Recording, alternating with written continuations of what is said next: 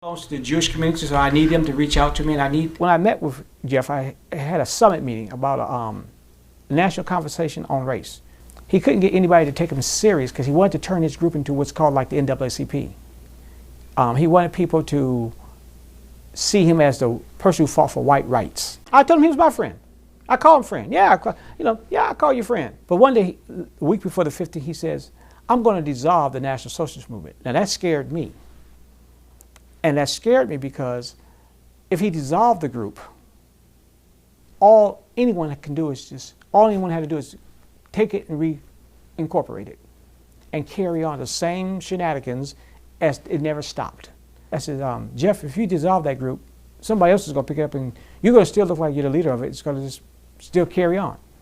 He says, you know, you're right. I says, I have an idea. Give it to me. He said, huh? I said, if you give it to me, I'm going to shelf it. I'm going to make sure it's never used again. I'm sure not going to run the organization. I says, and you're in a position where it's not going to be out there no more. He called me back the next day. He says, you really willing to take this group and shelf it? I said, yeah. I said, not a problem.